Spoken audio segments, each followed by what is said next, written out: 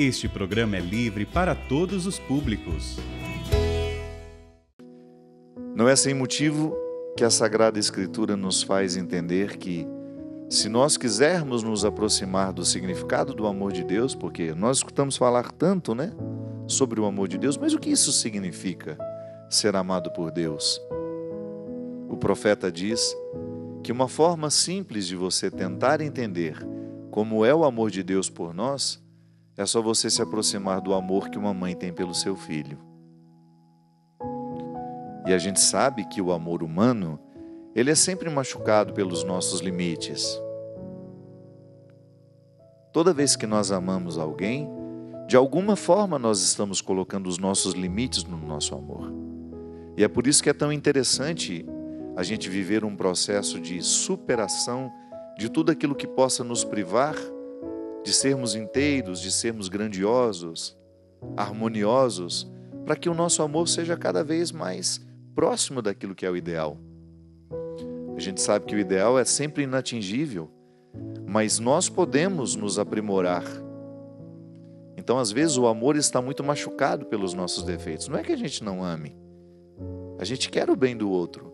Mas quando nós vamos para o relacionamento, a gente acaba levando as nossas feridas emocionais que provocam as dificuldades no amor. Algumas dessas feridas são o ciúme, a inveja. Sim, porque mesmo quando a gente ama, a gente pode ter inveja de quem a gente ama. O fato de você amar o seu filho, sua filha, não lhe priva de também ter inveja do sucesso que seu filho alcançou. Porque às vezes deveria ser o contrário. Nossa, mas como é que uma mãe, como é que um pai pode ter inveja do próprio filho? Acontece. Volto a dizer, o nosso amor é machucado pelo pecado, pelo limite. Às vezes é muito comum você ter desentendimentos entre mãe e filhas, sobretudo depois que a filha cresceu um pouco mais, que já está na juventude, porque a mãe inconscientemente alimenta uma certa inveja da filha que está tão jovem agora e ela não está mais. Sim, nós somos todos meio loucos. Por isso que é bom a gente ir para a terapia, para a gente poder ter coragem de enfrentar tudo isso. Pode ser que você esteja me assistindo agora, você seja mãe, e você identifica, o pai tem razão. Eu acho que as minhas dificuldades com a minha filha estão porque eu estou com um pouco de inveja desse excesso de juventude, desse excesso de colágeno que ela tem. Nós somos assim. Então o nosso amor humano,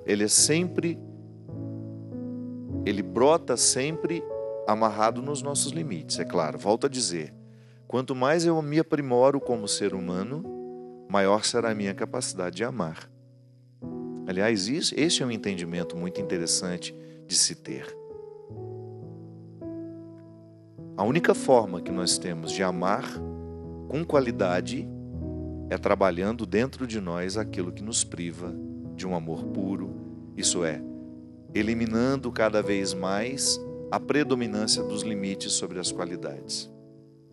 Então a Sagrada Escritura diz que se nós quisermos nos aproximar do amor que Deus tem por nós, o que significa sermos amados por Deus, a gente precisa prestar atenção no amor que uma mãe tem pelo seu filho. Embora seja um amor também sujeito aos limites, é o amor que mais nos aproxima do sagrado. E é claro que há exceções, há pessoas que não tiveram experiências positivas com suas mães. Há pessoas que têm muitas dificuldades de perdoar mãe, por aquilo que viveram ao longo da vida, às vezes por terem sido abandonadas. Mas alguém sempre vem e ocupa de forma materna o cuidado de cada um de nós. Mesmo porque se nós estamos vivos, é porque alguém um dia nos amou com amor de mãe, ainda que não seja a nossa mãe biológica. Porque só o amor materno nos salva de nossas indigências iniciais. Nós nascemos absolutamente indigentes, incompletos. Você não tinha condições nos primeiros anos de vida de sair do seu berço e buscar o alimento para saciar a sua fome. Sabe-se lá Deus quando você foi capaz de ter autonomia física, de tomar uma iniciativa e saciar as suas necessidades. Então nós ficamos indigentes durante um bom tempo. A primeira infância é marcada pelo limite e pela indigência. Não podemos fazer praticamente nada sozinhos. Tudo depende do cuidado de alguém. E esse cuidado é materno. Ele é maternal. Porque o que é o cuidado maternal? É aquele que nos envolve por inteiros e que não permite que nossas indigências nos matem. Sim, aí quando não teve minha mãe, digamos que minha mãe me abandonou quando eu era criança, uma tia assumiu esse amor maternal, ou uma pessoa estranha me levou para casa e me adotou como filho. É tão interessante a gente falar de adoção nos dias de hoje, lembrando que o amor por um filho adotivo, às vezes ele costuma ser um pouco mais qualificado do que o amor que a gente tem pelo filho biológico. Porque o filho biológico, a partir do momento que você tem o mesmo sangue que ele, há uma obrigação. Eu me sinto obrigado a cuidar desse menino porque sou mãe dele. Mas quando é adotado, não. Você saiu da sua casa e você foi em busca. Você quis para você. Não há a obrigação do sangue. O vínculo que se estabelece não é biológico. É extremamente afetivo. Ele é afetivo, é um vínculo completamente diferente dos vínculos da obrigação biológica. Então, o filho adotivo, se você é um filho adotivo, em vez de você se sentir rejeitado, de você se sentir com prejuízo, né? Porque às vezes a gente encontra isso, em filhos adotivos, um certo rancor. Não permita que o abandono se torne mais importante do que a adoção. Esqueça que você foi abandonado e só se recorde que você foi adotado. Adotar, a adoção é um gesto de profundo amor, de muita gratuidade. E a gente reza para que este país simplifique, né, um pouco mais. É muita burocracia que às vezes alguns casais enfrentam. Enquanto isso, as nossas crianças estão passando da idade de serem adotadas. Sim, porque o casal, quanto mais cedo ele puder adotar, melhor para a família, melhor para a criança. Às vezes a burocracia é tão demorada, que quando sai o direito de adotar aquela criança, já está com 9, 10 anos. Perderam um tempo precioso em que poderiam estar sendo amadas em outras casas, em lares que queriam recebê-las. Enfim, o amor de mãe pelo filho, seja ele biológico e seja ele por adoção, ele sempre nos expressa aquilo que há de mais puro em nós. Volto a dizer, o amor maternal é o amor que nos envolve de cuidado e proteção. Nos protege o tempo todo. E algumas mães, né, têm até dificuldade de reaprender uma nova forma de cuidado que não seja aquele excessivo, necessário na primeira fase da vida.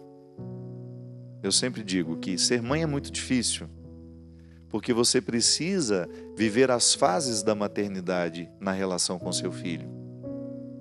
Se na primeira fase da vida você precisou se dedicar muito, intensamente, à medida em que ele vai crescendo e vai tendo autonomia, a sua forma de cuidar vai ficando diferente.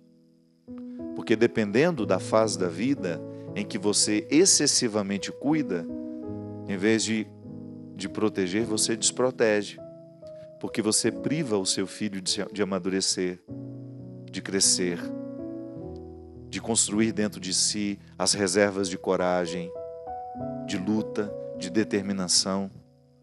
É aquela velha história, né? Quando a gente mima demais, quando a gente reveste de muito cuidado, numa fase em que ele não deveria ser tão cuidado mais como era no passado. Na primeira fase da vida, todo cuidado é pouco. Somos frágeis demais. Você precisa dosar tudo que você dá a seu filho. A temperatura da água, o tanto de comida que você dá, a temperatura da comida, o tanto de água, o chazinho que deu. Troca a fralda, faz isso, faz aquilo. Fica atento, né? Para que não engasgue, para que não morra engasgado. Então são muitos cuidados que você tem. Então a primeira fase da vida, os olhos da mulher ficam enormes, olhando para aquela criança. Mas à medida em que o tempo vai passando, esses olhos podem ir diminuindo. Fique atento do jeito certo, na hora certa, porque também não é justo você desproteger o seu filho com excessos, nem tampouco é bom que você esqueça que ele ainda precisa de você. Por mais que ele tenha professores, por mais que ele vá para este curso, para aquele, que você tenha uma rotina para levar e trazer o seu filho, não se esqueça que há papéis, que há situações que só você como mãe poderá viver ao lado dele. Falar de Deus a partir da mãe, isso é muito bom. Porque todos nós sabemos, ou porque tivemos ou porque não tivemos. Mas, de alguma forma, alguém foi materno conosco. Alguém nos envolveu de amor maternal.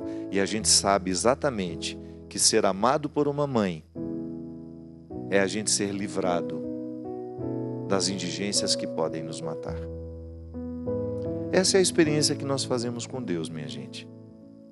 Compreender que Deus é esta presença em nós que o tempo todo cuida, mas que ao mesmo tempo nos liberta, para que nós tenhamos condições de cuidar daquilo que depende de nós. A gente precisa cada vez mais amadurecer essa experiência com o Senhor. Não podemos acreditar num Deus que vai fazer tudo por nós, não é justo. Da mesma forma como sua mãe um dia precisou deixar que você andasse sozinho, que você fizesse o seu caminho, a mesma coisa com Deus. Não podemos jogar para Deus uma visão infantil, pensando que Ele vai viver a nossa vida por nós. Não, acreditar em um Deus protetor consiste em você diariamente tomar os cuidados que dependem de você, para que a proteção que Ele lhe dá constantemente, porque Deus não muda de ideia. Às vezes nessa visão ingênua também, nós começamos a pensar que Deus desprotege quando Ele está chateado com a gente. Eu não andei muito bem, então coisas ruins aconteceram comigo, porque eu acho que Deus quis assim. Não. Coisas ruins acontecem porque geralmente a gente descuidou. Pode observar. Muitas coisas ruins que acontecem na vida não são porque Deus quis, são porque nós descuidamos das coisas. Eu costumo dizer, as grandes tragédias são uma somatória de pequenos descuidos. A grande tragédia, se você vai observar, ela foi fruto, construída por pequenos descuidos ao longo do processo. Então, acreditar que Deus protege você não lhe retira da responsabilidade de olhar para os dois lados da rua antes de atravessá-la. Há cuidados que Deus nunca vai dispensar-nos de realizar. Porque assim como uma mãe não pode infantilizar o seu filho, Deus também não nos quer infantis. A nossa fé em Deus, ela tem que nos amadurecer diariamente, para identificar que a graça dele está em nós. É sempre bom você lembrar disso. A graça de Deus antecede tudo que é humano. É um presente que você recebeu no seu batismo. É um presente que a sua oração lhe traz. É um presente que a Eucaristia lhe traz, que a confissão lhe traz, que a comunhão, que a oração lhe traz. Toda vez que você fecha os olhos e invoca o Espírito Santo sobre você, você está permitindo que a graça de Deus perpasse toda a estrutura do seu corpo, da sua vida, do seu corpo físico e do seu corpo espiritual. Então a teologia da graça, inclusive estamos celebrando hoje Santo Agostinho, que foi um grande especialista em teologia da graça, nos ensina o seguinte: tudo que nós podemos fazer de bom só é possível porque Deus já colocou a bondade em nós como um dom, um presente. Até o amor com que eu amo, Santo Agostinho dizia. Deus nos dá, Deus nos ama para que a gente tenha amor com que amar. Deus nos perdoa para que tenhamos perdão para perdoar. A caridade que nós realizamos já é um fruto da graça de Deus em nós. Então, toda vez que você quiser pensar como é que funciona a graça de Deus e o seu esforço, é só você fazer essa distinção. Deus já me deu antes de tudo e não depende do meu merecimento. Um merece mais do que o outro. Não, não é assim. A graça de Deus, ela é distribuída abundantemente para todos nós.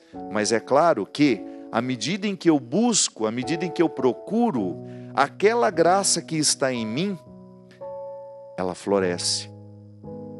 A busca é como se eu jogasse uma água sobre a semente que é a graça. Porque você pode muito bem dizer, às vezes eu escuto muito isso, né? Padre, reza para mim porque você está mais perto de Deus. Quem disse isso? Que garantia é essa de que o padre está mais próximo de Deus? Um padre pode ser padre e não ter vida espiritual. Um padre pode ser padre e às vezes nem acreditar mais em Deus. Se a gente deixa de buscar aquela graça que está em mim, porque Deus também não tira, não existe essa história. O pecador, Deus retirou a graça dele. Não. O pecado pode até ofuscar a graça, mas ela nunca vai ser arrancada de nós. Porque a redenção de Deus, realizada em seu Filho Jesus, é definitiva. Deus não muda de ideia. Aquela salvação a que você tem direito, que eu tenho direito, que já nos foi garantida, já está em todos nós. Agora, a nossa vida, a maneira como vivemos, as escolhas que nós fazemos, podem favorecer o florescimento dessa graça e desta salvação, como também pode criar obstáculos para essa graça, para esta salvação. Então é assim que a gente resolve o conflito. A graça de Deus vem antes de tudo, e à medida em que eu tomo posse dela, as minhas atitudes me ajudam, elas contribuem, elas colaboram para que a salvação que Deus já me concedeu se manifeste na minha vida. Isso é uma fé madura. Eu não fico esperando que Deus me dê, porque Ele já me deu. Quando vez que eu peço, Senhor, me dê coragem, não é que vai chover coragem em mim, é a coragem que Deus já me deu que vai despertar dentro de mim. Não é uma coisa que vem de fora. Nós precisamos ter esse entendimento para que a nossa oração não fique infantil. Aí eu vou ali para o padre me abençoar, porque alguma coisa vai entrar dentro de mim na hora que a bênção for derramada sobre mim. Não. O derramamento de bênçãos faz com que se desperte aquilo que já existe em você. Então eu pedir a bênção ao padre é eu confirmar, eu querer despertar a bênção que já está em mim e que o gesto sacramental do padre realiza e desperta, porque me recorda que eu sou um abençoado. Eu sempre gosto de responder assim, quando a pessoa vem, ô padre, me dá uma bênção. Eu falei, mas você já está abençoadíssima. A gente só precisa lembrar que nós somos abençoados. Dá a impressão que Deus tem que ficar renovando toda hora, né? Não, já está tudo em nós. A graça de Deus nos antecipa. Já está em mim, já está em você. Agora é o nosso esforço, é a nossa luta, que também é sustentado pela graça. Você não luta sozinho. Você não caminha sozinho, você não anda sozinho. O trabalho, você não trabalha sozinho, a graça lhe sustenta. A graça de Deus, este amor que nos envolve, da mesma forma como a mãe envolve o seu filho de cuidados, para que ele não seja vítima de seus limites. Olha que beleza isso, minha gente. Quando a mãe ama uma criança, ela está fazendo com que aquela criança não seja vítima de seus limites. O corpo tem limites. O corpo de uma criança tem ainda mais limites do que o corpo de uma pessoa adulta. Porque ela não sabe se proteger, ela não tem condições de correr do perigo. Se tiver um incêndio dentro de casa, alguém tem que pôr no colo e correr com ela. Então o amor de mãe é o eterno cuidado para que nós não sejamos vítimas dos nossos limites. E aí, quando nós falamos de vida espiritual, quando nós falamos de vida religiosa, estamos falando justamente disso. A graça de Deus me antecede, ela me protege, mas hoje eu já tenho condições de sair correndo dos incêndios que me ameaçam. E mesmo quando eu corro sustentado por ela, mas o gesto é humano. Toda vez que eu digo não ao pecado, eu estou auxiliado pela graça, mas o não é humano.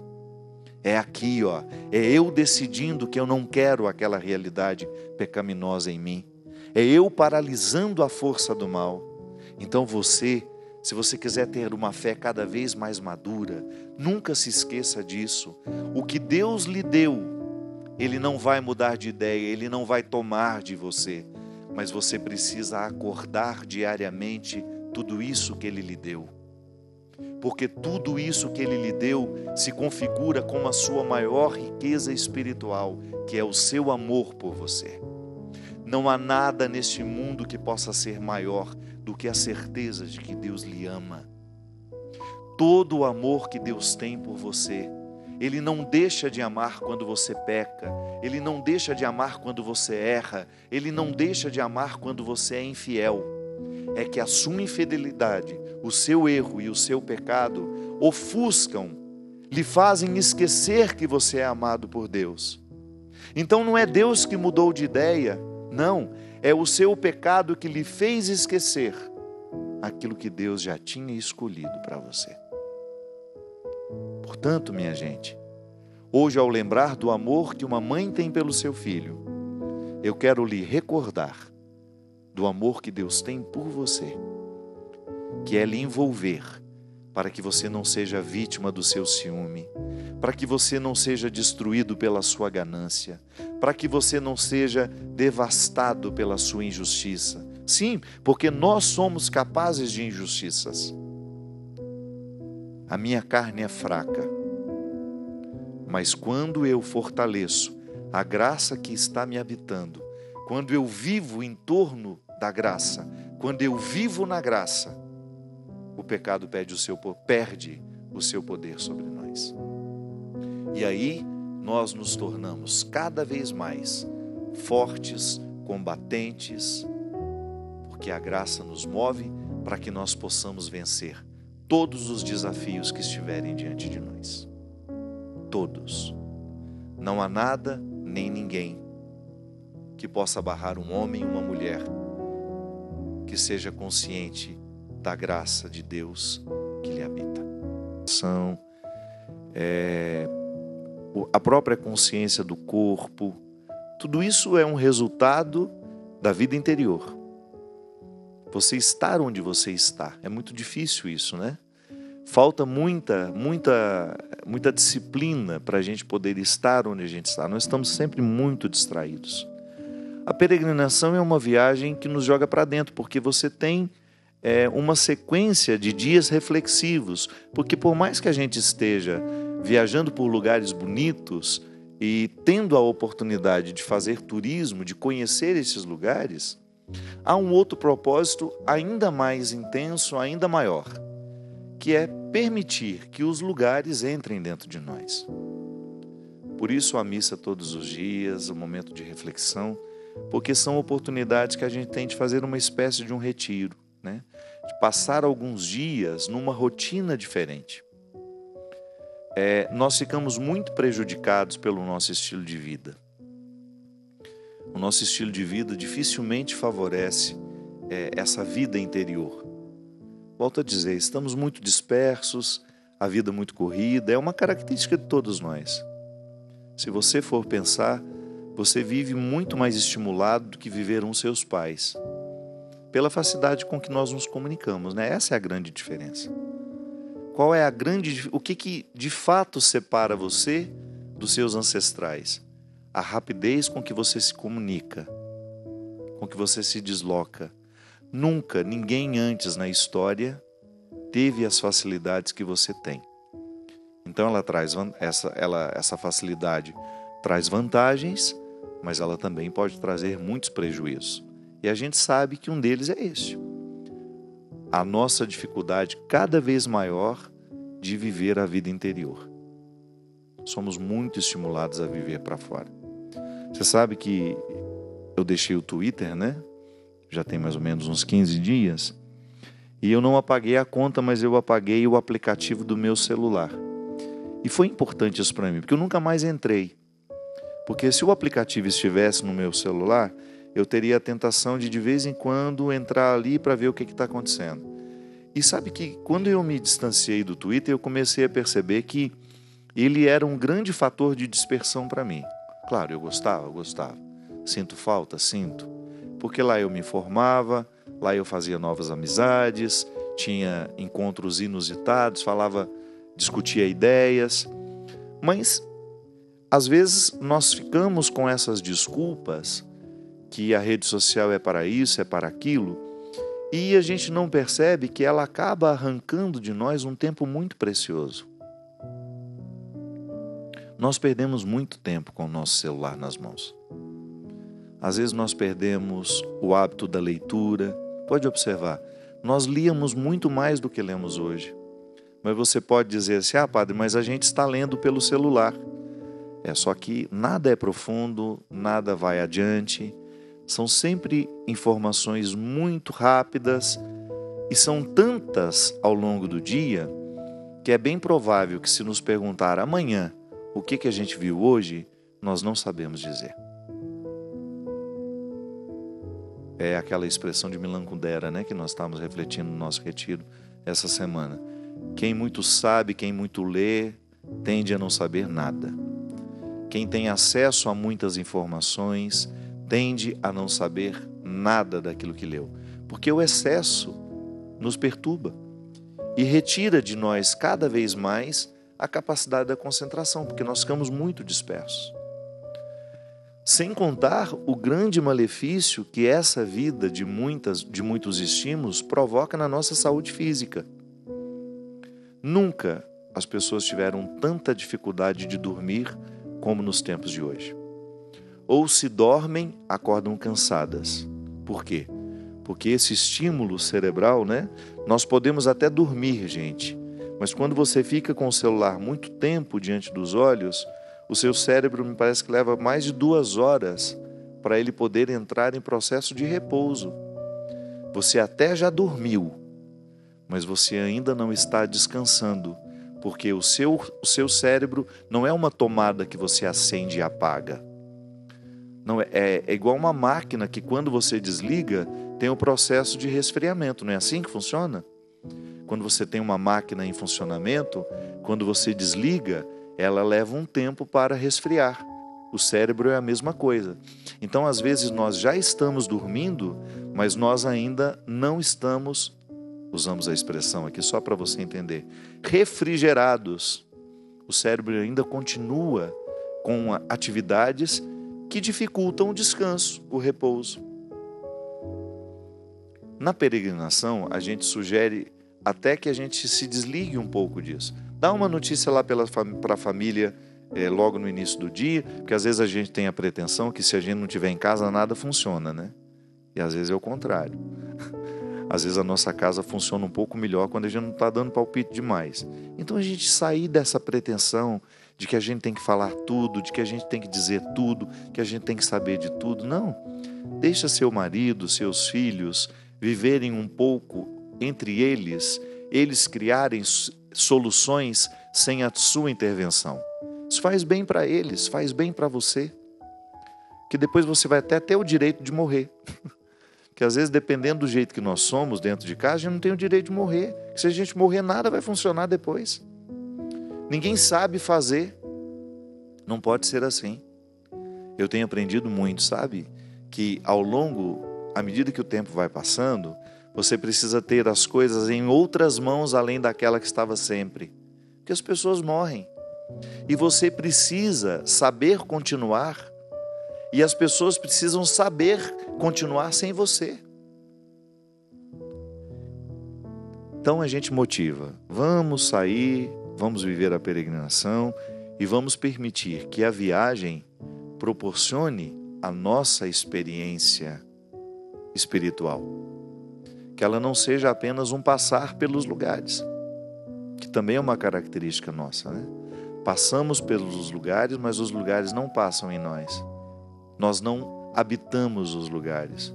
Ficamos sempre muito dispersos, muito para lá, muito para cá. A vida interior, a gente falava aqui no início do programa, né? Que para crescer na sua capacidade de amar, você tem que superar os seus defeitos. Os defeitos são oposições muito radicais à nossa capacidade de amar. O ciúme, por exemplo, o ciúme é um grande obstáculo para o amor. Se você ama uma pessoa e tem ciúme demais dela, o amor precisa ser purificado. É porque o ciúme é uma chaga emocional. Ah, padre, mas não é normal ter ciúme? É um ciúmezinho, de você olhar o outro e dizer, meu Deus, eu não estou gostando daquilo ali. Mas depois você racionaliza. Porque às vezes os nossos ciúmes não têm sentido. Às vezes tem. Às vezes você tem uma desconfiança que tenha um fundo de verdade. Olha, estou achando que você está me enganando. Ou então, quando você vê o seu filho dando mais valor às pessoas de fora do que às pessoas de dentro, de casa, é normal que a gente se sinta mal ao identificar isso. Mas às vezes o ciúme é resultado de uma imaturidade emocional, de você querer excessivamente o outro na sua vida. Nada que é excessivo faz bem, minha gente. Nem o amor. Ser amado em excesso, eu tenho uma música que diz isso, né? Ser amado em excesso faz tão mal quanto não ser. O amor em excesso sufoca. Você tem que deixar o outro viver. E às vezes você tem que deixar o outro na solidão para ele aprender. Se você insiste em acompanhar e tudo, ele não vive os processos dele. Então a vida interior, a vida espiritual, passa o tempo todo pelo amadurecimento das nossas questões humanas. Nós não podemos pensar uma espiritualidade que não contemple as nossas realidades humanas. É no corpo que você experimenta a vida espiritual. Sendo você essa matéria que também é você.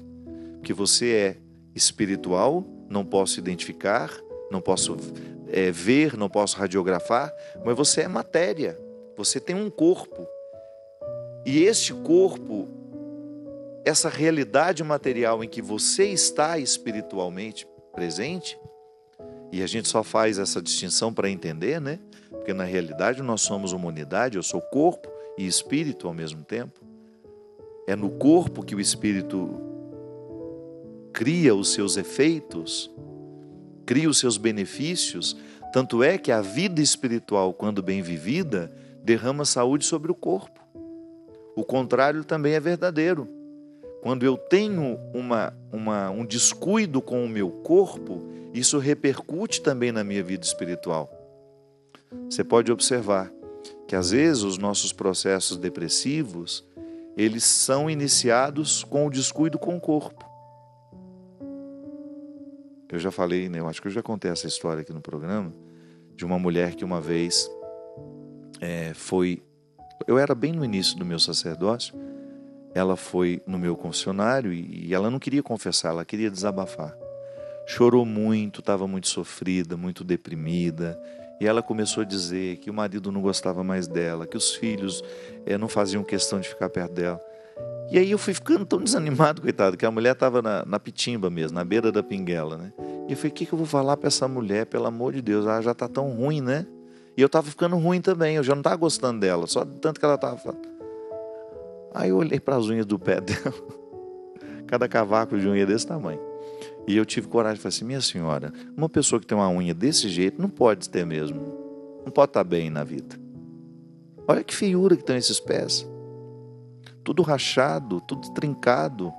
Só precisa cuidar dessas unhas, só precisa cuidar desses... Aí a mulher falou, que é isso, pai, você tá doido? E ela começou a chorar. Só que à medida que ela foi chorando, aquilo foi virando um riso. Porque ela achou graça também daquilo que eu falei para ela. E eu falei com amor, eu falei com carinho, né? Eu não falei de maneira grosseira com ela. Olha essas unhas, que sujeira que estão isso. Eu falei, vamos limpar isso.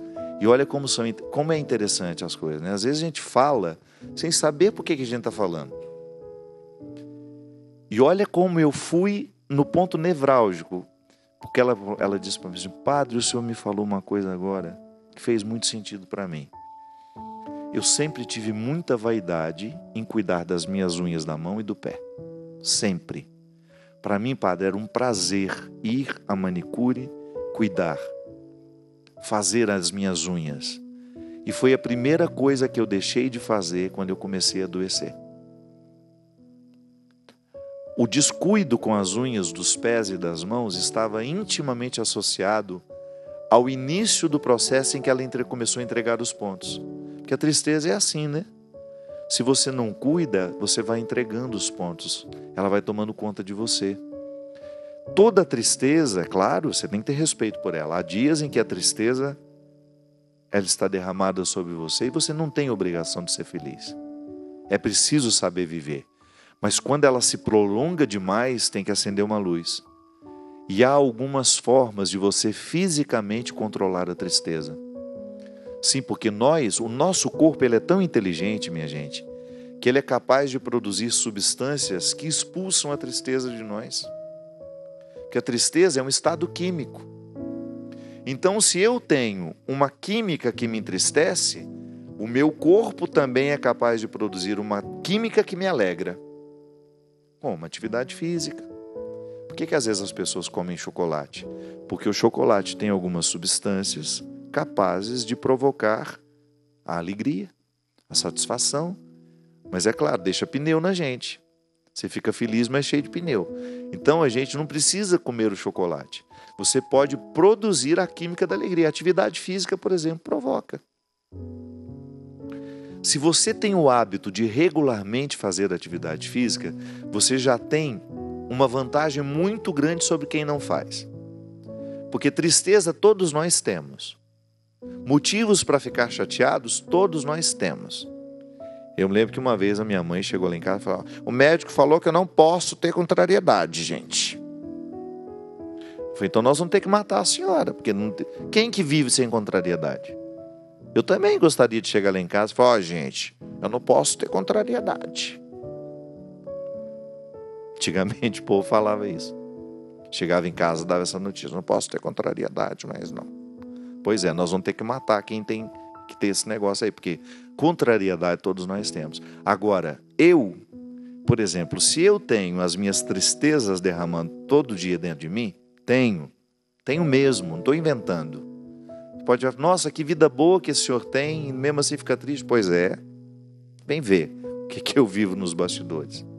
Então, a tristeza vem, mas eu tenho aqui minhas armas para poder produzir uma química dentro de mim que seja capaz de varrer a tristeza, encaminhá-la, diminuir o poder dela sobre mim.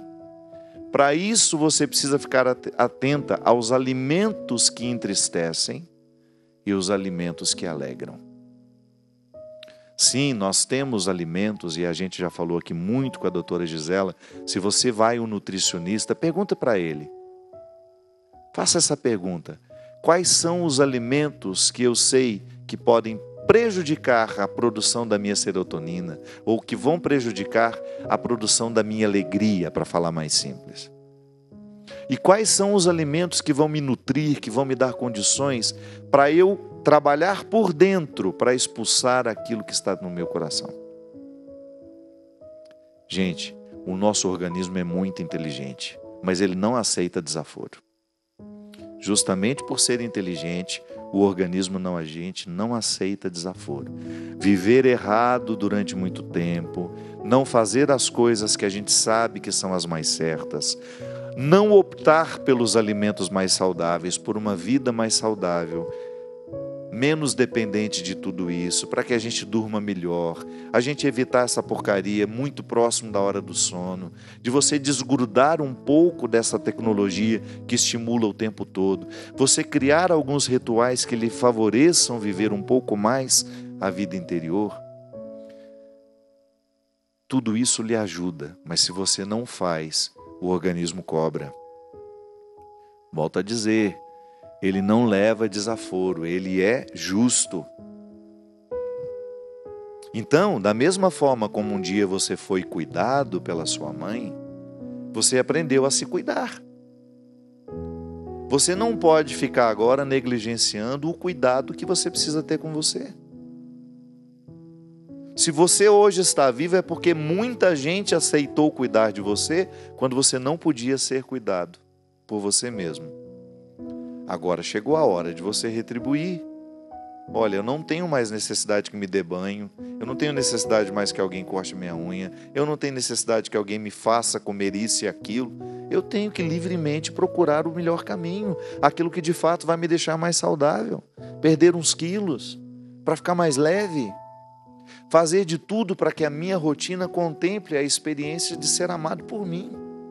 Eu me amo e eu preciso cuidar de mim, porque quando eu me amo e cuido de mim, eu estou fazendo justamente o amor de Deus repercutir na minha vida.